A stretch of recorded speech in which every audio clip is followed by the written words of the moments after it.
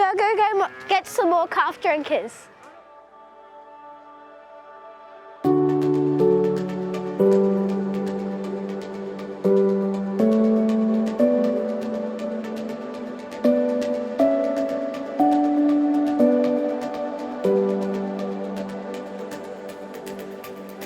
Hi, I'm Sam Simpson and this is Mark Billing, and we are partners in Craiglands Partnership.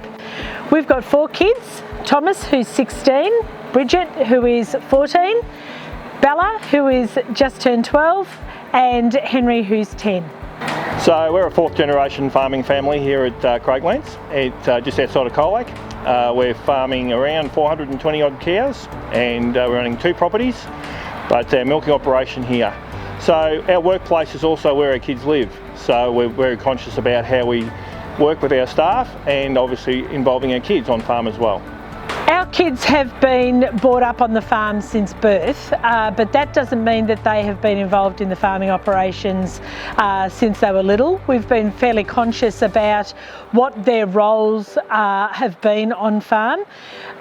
They haven't actually taken an official role on farm until they're at least 14 years of age, and then they go through exactly the same training processes that all of our staff go through as well. So they go through things like shadow milking, they go through training, they always have supervised people with them so that they can learn the business as opposed to just knowing what was happening on the farm and then sort of assuming the roles. They're actually trained up exactly the same as all of the other staff. It's about with machinery moving around, sort of keep away from moving parts, moving machinery.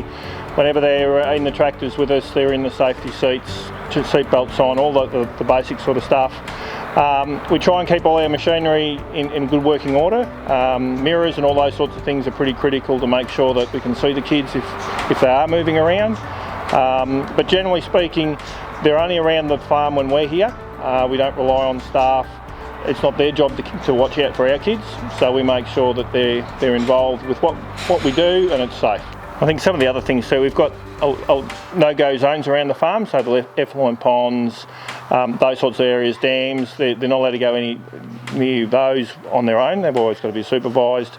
And when we're in the paddocks with tractors harvesting, it's sort of if they're coming down to deliver food or whatever it is on their bikes, that there's eye contact made before they come anywhere near us, so that we're aware they're in the paddock. So it all sounds simple, but we try and make it as automatic as possible, so it's just something that the kids have grown up with. The other thing, one of the big no-go zones for our kids is the quad bikes. They've got their own little 2-wheeler bike that they use, and obviously wear helmet with that all the time, but the quad bikes, they're the work machines, so they're not allowed to near the quad bikes at all. Thomas, our oldest, who's now doing some milking with us, he's over 16 now, so he's been trained on the quad bike as the other staff have, and and we have a very strong policy of with the kids and the staff obviously that no helmet, no ride. So part of Tom's role is collecting cows for milking and moving cows up and down laneways, picking up fences and shutting gates, and all of that is sort of tied in with the milking operation, so he participates in that.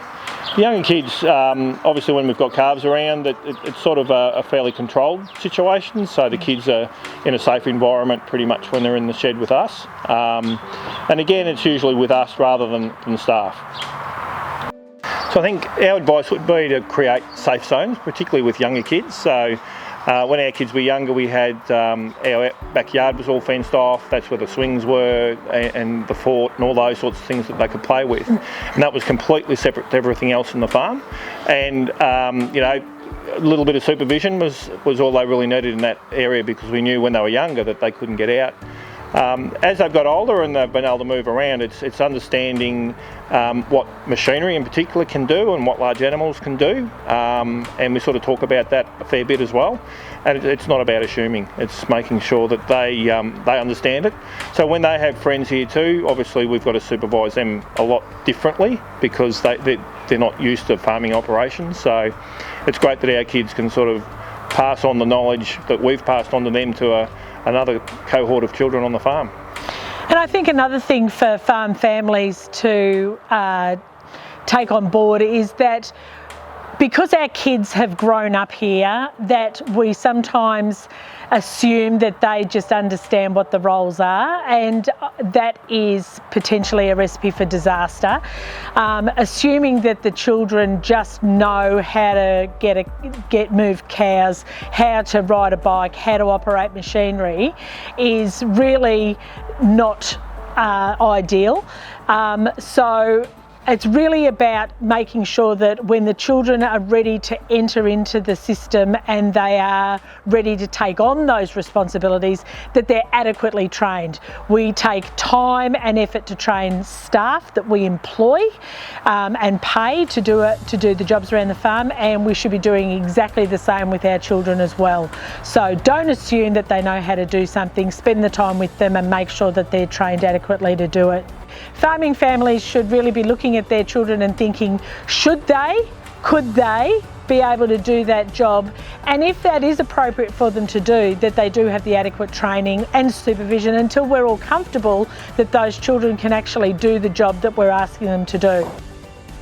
I think some of the issues is that kids think that they're invincible on farms. They've grown up here, they think that they know everything, they know how everything works, and you know, it's only just one slight error can end up in disaster, and we have unfortunately seen that time and time again. So it's about making sure that the kids realise they're not invincible. They're as mortal and as human as everybody, and they can easily make mistakes as well. And I think the other thing too is that we've always allowed the kids to experience the farm life.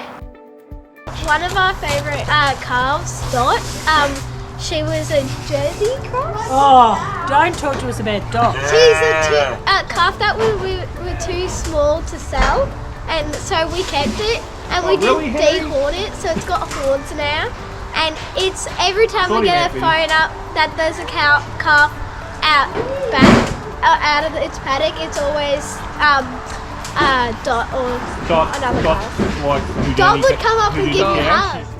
The best thing about raising kids on farm, I guess, is the fact that we've got the ability to integrate them into the business that we do.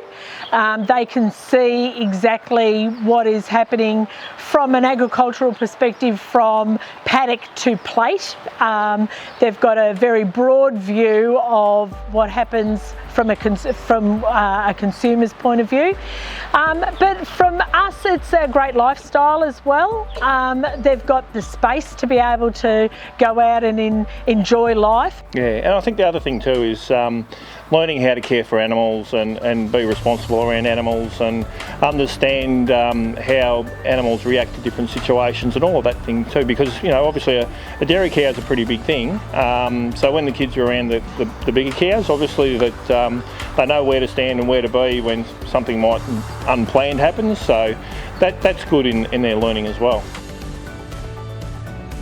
It's really important that parents demonstrate safe behaviours on farm so that our kids don't mimic poor behaviours that we very well may do on farm ourselves. So if we're going to be operating machinery, that we use it in a safe manner for the way that it was meant to be used. If we're on the quad bikes, that we are using the helmets as well, that we are making sure that we switch off machinery, that we're using guards on machinery, that we're using our PPE where appropriate, so that when our kids are in a situation, they also do that as a matter of course. They're not taking shortcuts. We know we've got to be ever vigilant and we never switch off. It takes a split second for disaster to happen, so we're always very mindful of having the kids around the farm, and they've got to learn, and they have learned along the way, that there's safe zones and there's zones that they just can't be at.